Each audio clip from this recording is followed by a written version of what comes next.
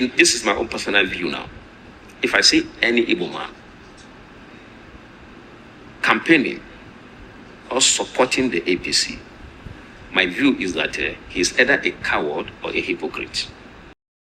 A massive and incredibly explosive political earthquake is currently shaking the very foundation of Nigeria's political landscape, specifically targeting the Southeast region and the ruling All Progressives Congress.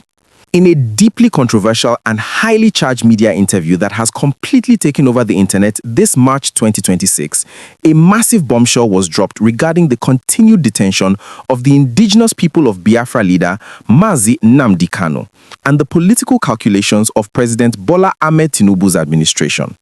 Following his highly publicized and unprecedented visit to Nnamdi Kanu at the maximum security Sokoto Correctional Center, the factional president of the National Association of Nigerian Students, Atiku Issa, has stirred up a massive hornet's nest.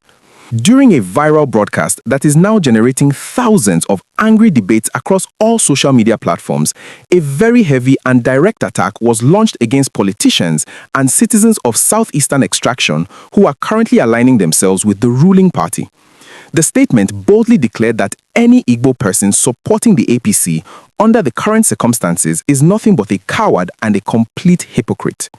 This extremely harsh labeling has immediately set the political space on fire, drawing deep battle lines between those who believe the region must play mainstream national politics to survive and those who feel the region is being completely disrespected by the continued imprisonment of their most prominent agitator.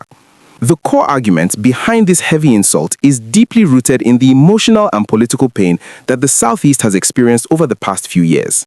The speaker in the viral broadcast passionately argued that it is an act of pure betrayal for anyone from the region to comfortably wear the colors of the ruling party and campaign for them while Nnamdi Kanu is securely locked away in a far northern prison serving a life sentence. They argued that true leaders should be demanding his unconditional release rather than seeking political appointments and personal favors in the capital city of Abuja. However, the most captivating and dramatic part of this entire viral broadcast was not just the heavy insults thrown at APC supporters, but the massive political prediction that followed. According to the deep insights shared following the NANS President's visit, there is a very strong and calculated rumor that President Bola Tinubu is actively considering a massive political masterstroke. The shocking claim is that the president may actually use his executive powers to release Nnamdi Kanu, not necessarily out of sheer goodwill or judicial fairness, but as a deeply strategic political weapon to completely win over the hearts, minds, and massive voting blocs of the Southeast region ahead of the upcoming general elections. If this incredible political theory turns out to be true, it would completely change the entire dynamic of Nigerian politics. For years, the Southeast has been a massive stronghold for opposition parties, and the ruling APC has struggled deeply to gain genuine widespread acceptance among the grassroots voters in that region. The continued detention of Nnamdi Kanu has only worsened this relationship, creating massive daily sit-at-home protests, crippling the local economy and making the federal government highly unpopular in the region. The theory presented in the viral broadcast suggests that President Bola Tinubu's political strategists clearly understand that the absolute fastest way to break this massive wall of resistance and turn the Southeast into a friendly territory is to give them exactly what they have been crying out for. Releasing Nnamdi Kanu would instantly make the current administration look like a listening and compassionate government, completely pulling the rug from under the opposition parties who currently rely on the region's anger to secure their votes. It is a brilliant yet highly risky political chess move that treats the IPOB leader as the ultimate bargaining chip for regional peace and electoral victory. As we continue to unpack the massive weight of this political chess game and what it truly means for the fragile unity of our nation, I want to take a very quick moment to invite you into our growing community of informed citizens. If you truly value getting these deeply researched, straight-to-the-point political breakdowns without any fake news or unnecessary rumors, please take just one quick second right now to tap the like button. Liking this video sent a powerful message to the YouTube algorithm to push this crucial information to millions of other patriotic Nigerians who desperately need to hear the actual truth about what is happening behind closed doors. Also, please make sure you hit that subscribe button and turn on your notification bell immediately.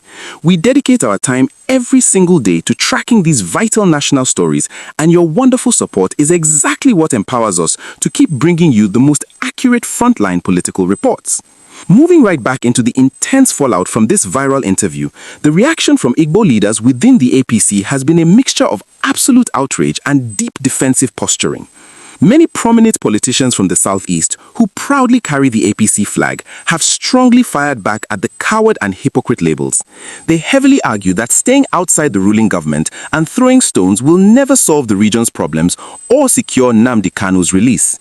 They maintain that true courage is actually going to the negotiation table in Abuja, building bridges with other regions and working from the inside to secure massive infrastructure projects for their people while quietly lobbying for a political solution to Kanu's case.